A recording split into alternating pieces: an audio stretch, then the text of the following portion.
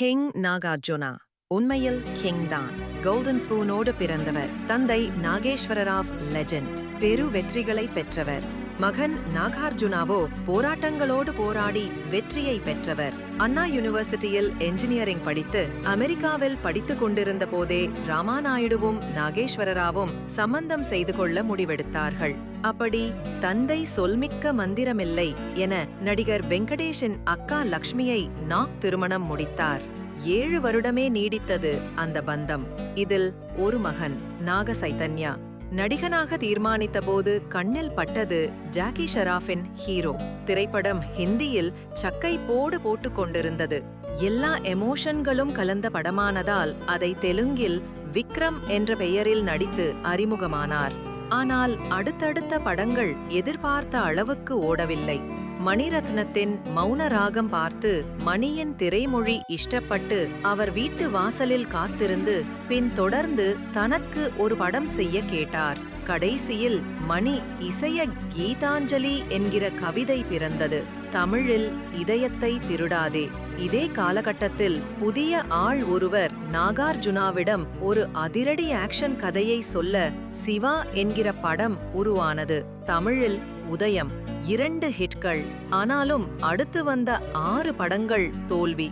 கேரளத்தில் மோகன்லால் நடித்து படு ஹிட் படமான வந்தனம் படத்தை நிர்ணயம் என்கிற படமாக எடுத்தார் பிரியதர்ஷன். இது கொஞ்சம் ஆசுவாச வெற்றியை கொடுத்தது. பின் சருக்கல். சிட்டி ஹீரோவாக மட்டுமே வந்து கொண்டிருந்த நாகார்ஜுனாவை கிராமத்து வாலிபனாக்கி அட்டகாசம் செய்தது பிரசிடென்ட் காரி பெல்லம். பின் நாகார்ஜுனா ஹீரோ லெவலுக்கு வந்தார்.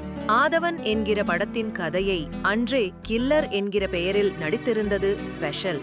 ஜாக்கி சானின் ட்வின் டிராகன்ஸ் படத்தை தழுவி எடுத்த ஹலோ பிரதர் இரட்டை வேடப்படம் தென்னிந்தியா முழுக்க வெற்றி கொடி கட்டியது. நாக் சௌந்தர்யாவின் இன்பராகங்கள் பாடல் அப்போதைய டிவிக்களின் ஹிட் பாடல். ஒளிபரப்புக்கு கணக்கே இல்லை. ஹாரிசன் ஃபார்ட் நடித்த தி ஃபியூஜிட்டிவ் படத்தை தழுவி எடுத்த கிரிமினல் படம் ஹிந்தி தெலுங்கில் எடுக்கப்பட்டு பெரும் பேசப்பட்ட ரம்யா கிருஷ்ணன், சௌந்தர்யா, மனிஷா, தபு போன்றோர் கடும் போட்டி போட்டனர் நாகார்ஜுனாவோடு நடிக்க. தமிழில் கேடி குஞ்மோன் இருமொழி படம் எடுக்க தீர்மானித்து ரட்சகன் படத்தை உருவாக்கிய போது அதில் நாகார்ஜுனா நடித்தார். அப்போது நாகார்ஜுனாவின் பல படங்கள் தமிழில் டப் செய்யப்பட்டு ஓடிக்கொண்டிருந்தன. இதயகீதம், மெட்ராஸ் டு கோவா, போங்கடா நீங்களும் உங்க அரசியலும், ஆட்டோகாரன், ஈஸ்வர், தலைவர் பொண்டாட்டி, காவல்துறை, கலாட்டா மாப்பிள்ளை போன்ற படங்கள் கல்லா கட்டிய நாகார்ஜுனாவின் டப் படங்கள். இதற்கிடையில் மனைவி லக்ஷ்மியோடு கருத்து வேறுபாடு ஏற்பட்டு டைவர்ஸ் வரை போய் நடிகை அமலாவை காதல் திருமணம் செய்தார். மகன் அகில் பிறக்க அப்போது வந்த பேபிஸ் டே அவுட் படத்தை தயாரித்தார். மகன் அகில் நடிக்க சீசன்ரி என்கிற அந்த படம் சுட்டி குழந்தை என தமிழிலும் வெளிவந்தது.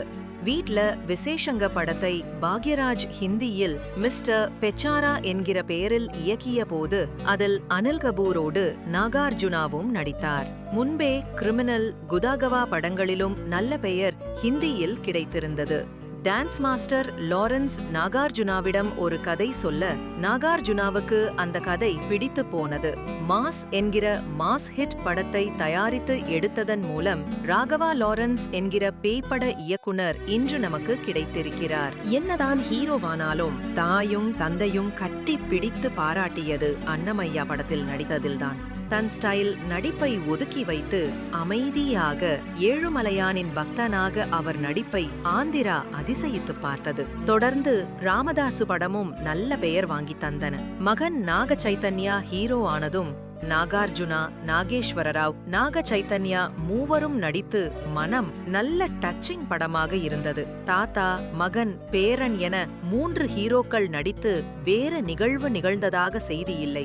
நாகார்ஜுனாவுக்கு நல்ல ஒரு மனசு என்றும் இருந்ததுண்டு.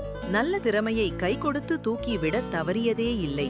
ராம்கோபால் வர்மா, லாரன்ஸ், பிரவீன் காந்தி, திருப்பதி சாமி என பலருக்கு கை கொடுத்துள்ளார். திருப்பதி சாமி நாகார்ஜுனாவின் ஆசாத் தமிழில் வேலாயுதம் என வந்தது. ரஜினியோடு முன்பே சாந்தி கிராந்தி என்கிற மும்மொழி படத்தில் ரவிச்சந்திரனோடு நடித்திருக்கிறார் நாகார்ஜுனா.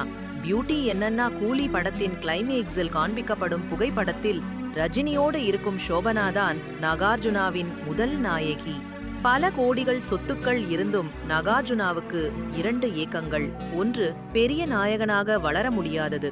இரண்டாவது, 2 மகன்கள் இருந்தும் 3 திருமணங்கள் நடந்தும் ஒரு பேரன் அல்லது பேத்தி இல்லாதது. இப்போது கூலி மற்றும் குபேரா அவர் திரை வாழ்க்கையை மாற்றி போட்டிருக்கிறது. இனி ஒரு ரவுண்டு வரலாம். வாழ்த்துக்கள், அந்த 2வது ஆசையும் நிறைவேறும்.